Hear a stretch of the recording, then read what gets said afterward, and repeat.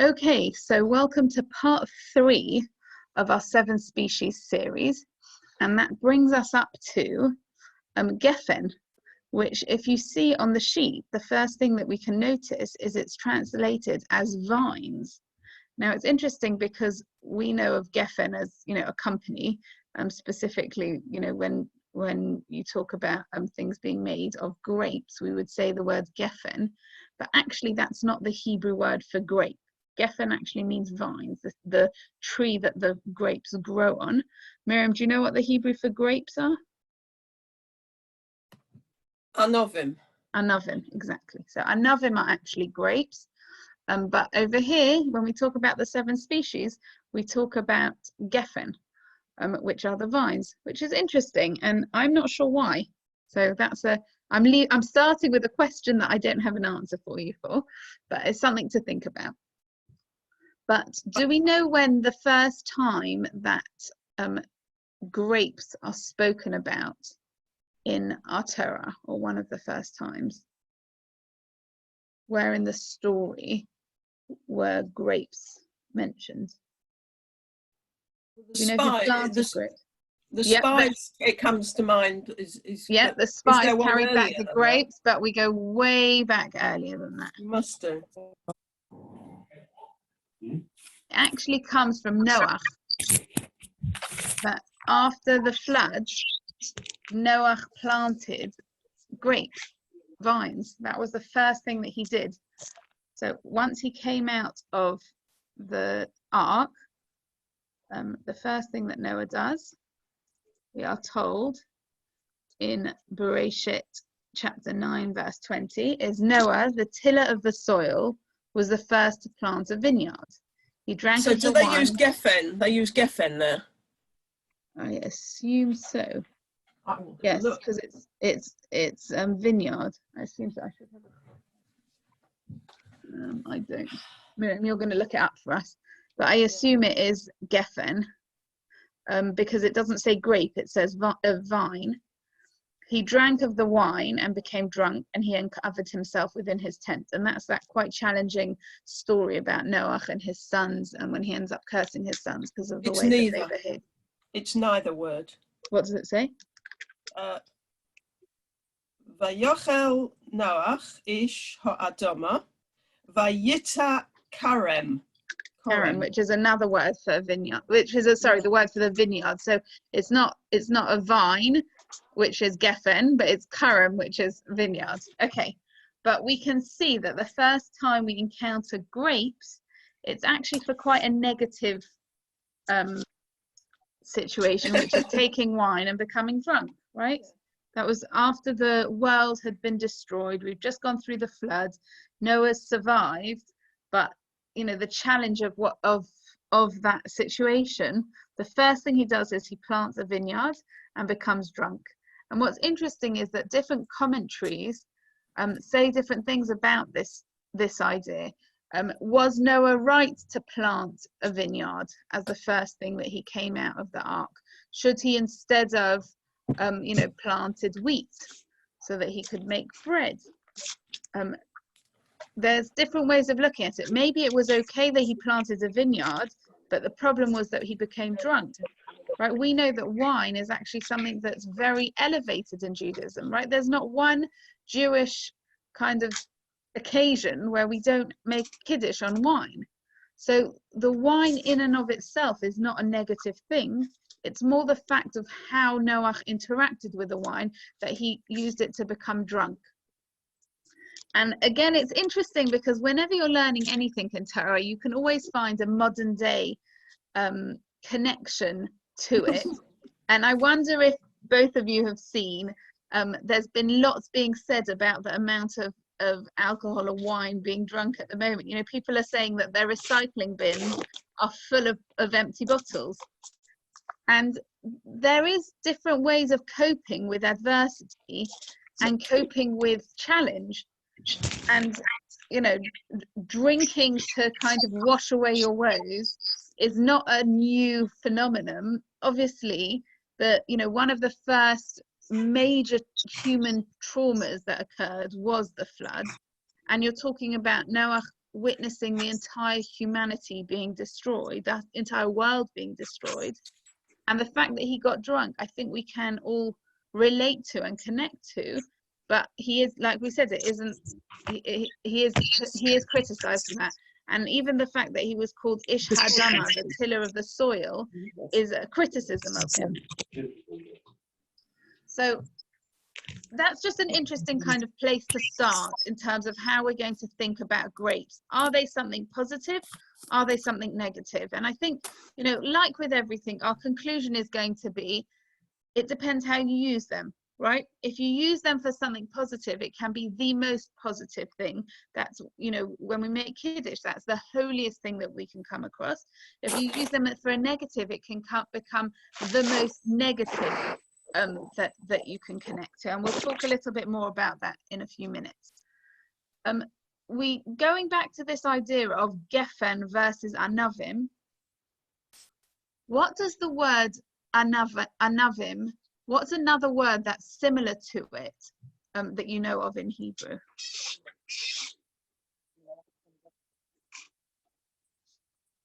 The word is Anava, which is humility, right? They're not spelt exactly the same way, but whenever you have similarities in Hebrew, we do say that they're connected. So even though it's not exactly the same word, because they're connected, because they're similar, they are connected. So the words anav, as in a grape, or anava, as in humility, they are both, or anav, being humble, they are connected.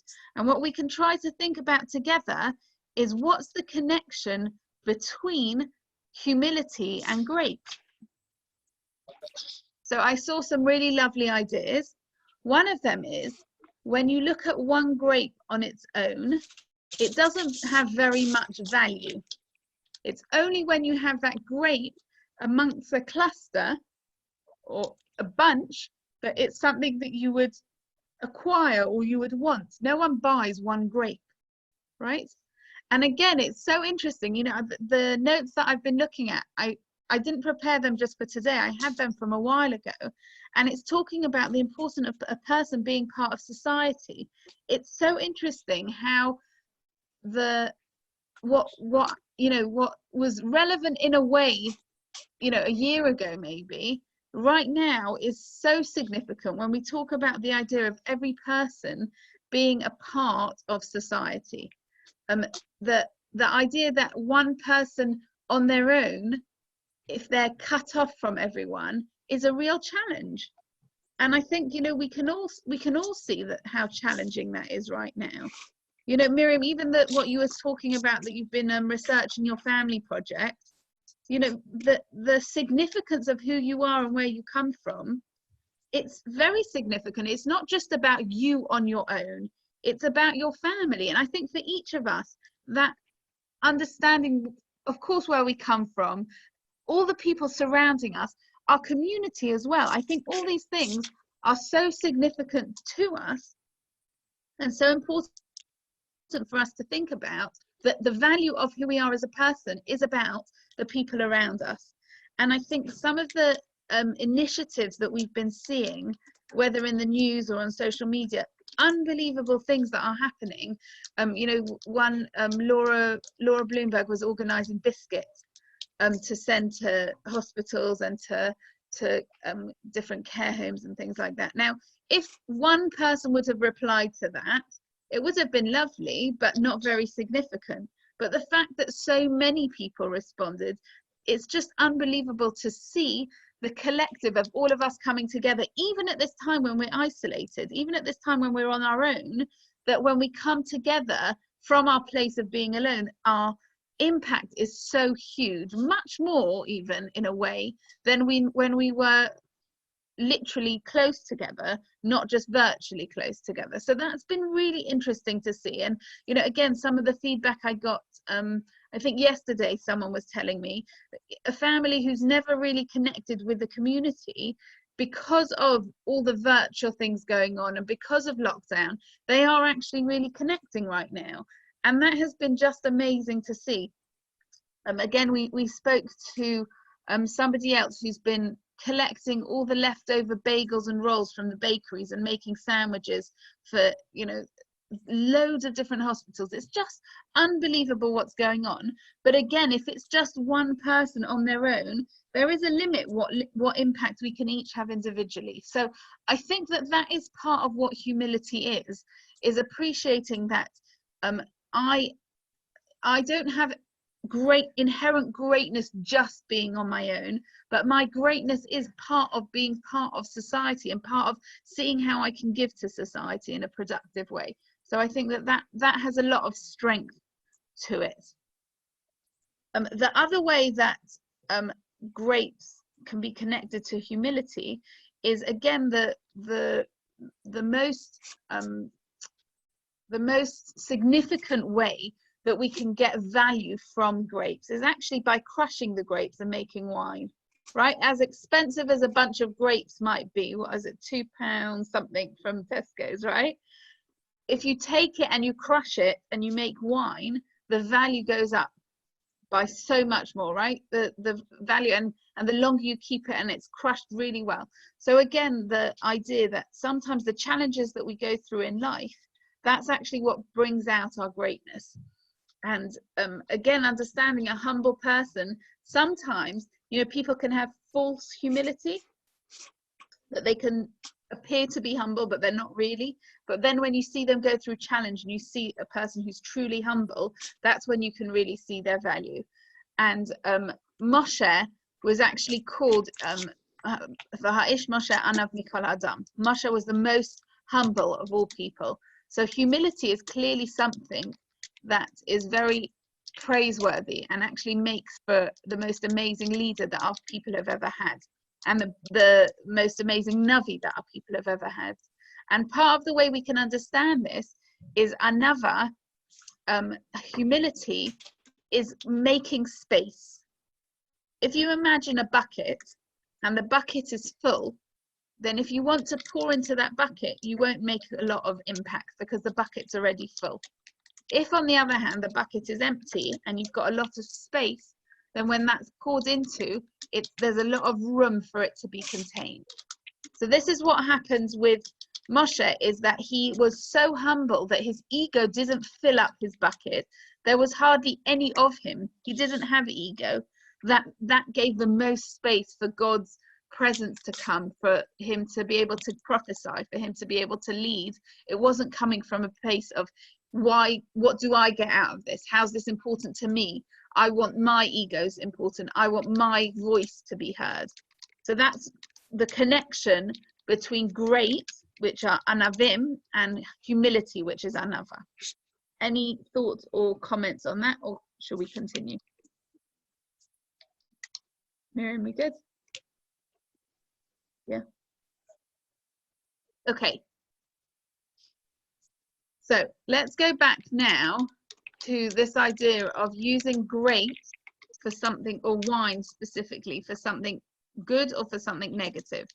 So there's a Gemara in Megillah, which unfortunately is one of Elchonan's favorites, which is, a person is obligated, chayiv adam libasume, which they sing on Purim, but a person is obligated to become intoxicated with wine on Purim until, and I can't see what it says, one second, until he is so intoxicated that he does not know how to distinguish between cursed is Haman and blessed is Mordechai.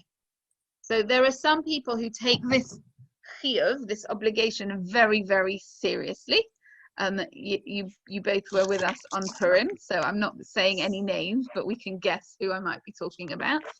If you've ever been in Israel for Purim, you can see that a lot of the yeshiva men take this very, very seriously. Again, I'm not saying that I'm very comfortable with it. It's not my favorite kind of atmosphere to be in, but this is something that people do take very seriously, is the one day of the year that they do get drunk. And it's very challenging because, getting drunk is not something that you would necessarily think as being holy, or as being the right way to behave, or as being necessarily even very Jewish. We would associate getting drunk to being an office Christmas party, or a different sort of party, or some sort of setting that, going down to the pub and getting drunk. It just doesn't feel very holy or elevated. And yet we know that Purim is called Yom Kippurim, which means the day Yom Kippur, which is our holiest day, is Yom Kippurim, which is a day like Purim. And we learn that on the holiness you can reach on Yom Kippur is only like on Purim. On Purim you can reach even greater heights, which is very interesting because, like we said, if a lot of people are spending this time being intoxicated, where's the holiness in that? And it is challenging. But at the same time, when you see at a Purim meal that people, when they are drunk, when they're not in control of their faculties, that what they're doing is they're saying divrei Torah, they're sharing words of Torah, they are giving more money to charity than any other day of the year. Anyone who comes through the door, they give money to charity. It's a completely different way of looking at the way that they behave. Again, I'm not saying that I'm comfortable with it because it's still not my favorite, but you really do see holiness. You really can see, I've been at Purim studies where at one point everyone's standing on the chairs and they're praying at the top of their lungs in, drunken stupor, but they're praying for everyone that they know who is unwell. And they're, beseeching Hashem, crying out to him with real tears from their drunken state. So what's interesting is this concept of becoming drunk is something that each person can connect to if they can use it to be elevated. Now what's really important to understand is, obviously, if somebody is an alcoholic, or if somebody doesn't trust themselves that the way that they'll behave will be appropriate and modest and correct, then obviously that's not what we're talking about, right? We're not talking about somebody who would become drunk and would not behave in a holy way. And what's really interesting is to try to connect those two sources together. The source of Noach becoming drunk and the source of Rava, which talks about this obligation to become drunk as a holy thing to do. And it's challenging. It is challenging.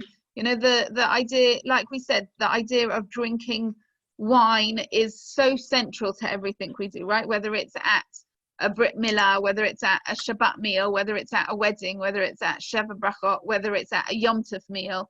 Kiddush is something that we do whenever a Pidyon Haben, right? Kiddush is just so much a part of what we do.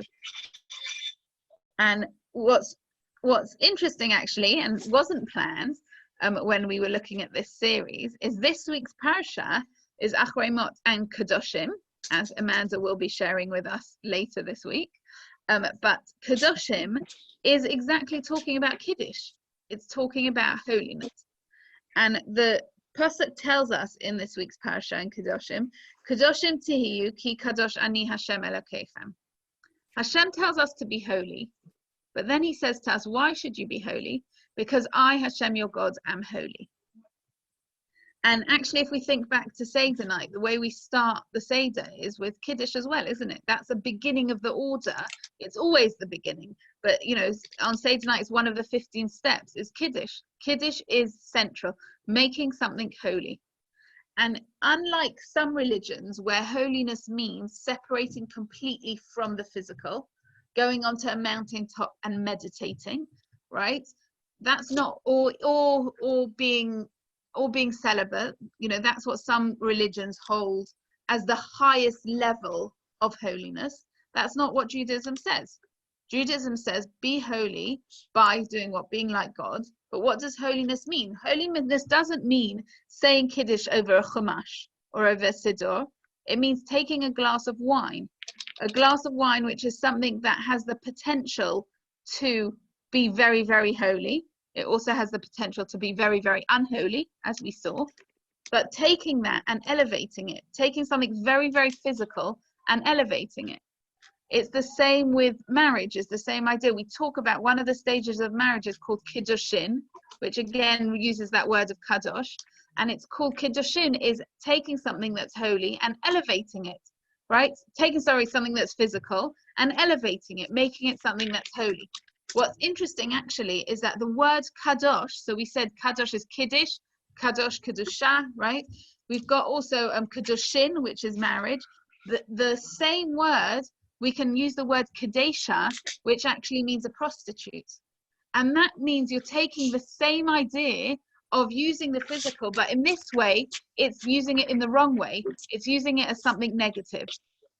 But not just negative, it's to the complete extreme of negative, right? It's taking something that has the opportunity to be so holy and making it something that's really, really not. And that's what I wanted to connect back to, this idea of whether, you know, when Noach became drunk, or the idea of becoming drunk. Using wine is something that can elevate us to the holiest place, but in the opposite extreme, it's something that can push us to the lowest possible place, right? Just like we've got kiddushin and kadesha, we've got wedding and a prostitute as the two opposite extremes. You've also got this idea of wine being used for holiness, even on Purim to get drunk, or wine being used to get drunk to become completely base and immoral and, you know, the lowest possible level. So you've got both of those concepts within the spectrum of what kedusha or kiddushim is about. Okay, so that's the pasuk in this week's parsha in Kedoshim, which talks about being holy because I, Hashem, your God, am holy. Let's try and understand that a little bit more. And the way we can understand that, there's a machloket, there's a disagreement between Rashi and Rambam, but we're going to look at Rambam's explanation for now. Actually, he quotes Rashi, I think, as well, because Torah Kohanim, I think, is what Rashi quotes as well. So Maimonides explains to us, you shall be holy. What does that mean? How do you become holy? What's the Torah asking us to do? When the Torah gives us a command, it means it's something that we can achieve. It's something that we can connect to. So Torah Kohanim explains this as, you shall be self-denying. This refers to the self-denial mentioned throughout the Torah. And the masters of the self-denial are called Pirushim.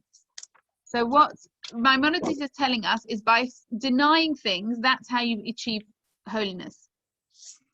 The Torah warns us about forbidden relations and prohibited foods, but permits marital relations between a man and his wife and eating meat and wine. If so, a person consumed by desire may find room to be inundated with intimate relations with his wife or his many wives, to be among wine guzzlers, among gluttonous eaters of meat for themselves, or to speak as he wishes in all manner of depraved things, for there is no prohibition mentioned explicitly about these in the Torah. As a result, he will be a scoundrel within the permission of the Torah. The Hebrew word for that is naval birshut haTorah. So what he's doing is he's finding leniencies within the Torah, and he's going to become a scoundrel within that. Therefore, after it detailed the prohibition that it completely prohibits, the Torah comes and gives a general commandment that we should live with self-denial from nothing. This is a really interesting one. It didn't quote Rashi, sorry, I thought it did. I think what Rashi says is being holy means to separate yourself from immorality. That's how Rashi explains it. But Maimonides gives us a connected but actually a much different approach. What the Rambam's telling us is there are plenty of areas which you're allowed in Torah. So for example, we've been doing some baking in our house. I'm sure people can connect to that. For example, if you've got a delicious, gooey, yummy chocolate cake sitting in front of you, right? And it's kosher, and you made sure that, you know, you checked the eggs, and you've done everything for this delicious cake that you were meant to do. There's nothing incorrect about it. And you're even going to make a bracha before you eat the cake of mazonot. Everything is completely fine. And it's even Shabbat. So you've even got a mitzvah of oneg Shabbat, right? Would there be any problem with eating the entire cake yourself or myself? Is there an issue? According to the Torah, no. You haven't transgressed a single commandment. But actually, according to the Rambam, you have. According to the Rambam, yes, it's all allowed, yes, it's all permitted, but actually you've transgressed, you've overdone it, you've taken what's permitted and you've partaken in it too much. It's too much to eat an entire gooey chocolate cake. From experience, I know, right? Trust me, it's too much. But as tempting as it might be, that's not refined. That's not a refined way of being. Yes, things are permitted, but indulging in them too much, that's not a Torah value either. And one of the other examples it talks about is the way that you speak. There might not be any particular command in terms of here it says it if in speaking in a depraved way, right? There might not be a particular. It's not lashon hara, and it's not. You're not saying you're not spreading gossip. You're not saying a lie, but you might just speak in a bit of a vulgar, boorish kind of way. The Torah is telling us with Kedoshim Tiyu, that's not the way to be either. And what's the reason that Hashem tells us that we should do this? Because Hashem is holy. What we're trying to do is we're trying to emulate God. We're trying to be more like Hashem. And yes, you can't always point to exactly which part of the Torah says, right, we've spoken about this before, show me exactly where it says that you're not allowed to eat as much chocolate as you possibly want, right? Show me which part of the Torah it says that you can't drink as much wine as you possibly want. There isn't a part in the Torah that tells you that. But it's an understanding of not being this concept of naval birshut haTorah. Doing things that are, yes, it's technically permitted by the Torah, but it's not the correct way of being. So those are some of the ideas that I wanted to share with you in terms of understanding how we can connect to grapes. So just to recap, we spoke about the idea of Noach after the flood and the way he responded to that. We spoke about the idea of the first thing that he did was that he planted grapes. And possibly that could have been a very good thing. It could be that he could have taken the grapes and he could have made Kiddush and he could have thanked God for being saved, and he could have decided that he's going to make sure that this never happens again because they're going to correct their behavior. But that's not what he did. He became drunk. And we have the challenge of dealing with that. We spoke about the idea of becoming drunk actually at one time in the year on Purim. This is not viewed as something negative, but rather an obligation. And, you know, as I said, it's something I find personally challenging. But actually, when you see the beauty of the way people can behave on Purim, this can be something very special. Not saying that people should become drunk if they're not able to control themselves and behave in a way that is a Kiddush Hashem. Again, there's that word Kiddush. And speaking of sanctifying God's name and speaking about Kiddush, we spoke about the fact that in this week's parasha of Kedoshim, we're talking about becoming holy, this idea of Kedoshim Tihiyu, that we should become holy. And actually, Amanda, when I spoke to you, you mentioned the idea of people collectively being holy. And I was thinking about there's a part in the Torah that talks about us being Mamlechet Kohanim v'Goy Kadosh. So we're spoken about as a kingdom of priests and a holy nation. And I wonder if the idea again of us being a holy nation, a Goy Kadosh, is something that's significant in terms of us connecting to Hashem, but also connecting to each other. But we spoke about this idea of what does holiness mean?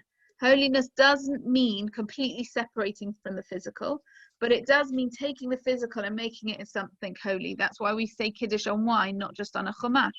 But also we have this idea of Kedoshim means even though things are permitted, not to overindulge, not to become a naval birshut haTorah, to become a scoundrel or gluttonous within the permission of the Torah. Just because it's allowed doesn't mean we should eat as much as we want or drink as much as we want. And the final point that we spoke about was this idea that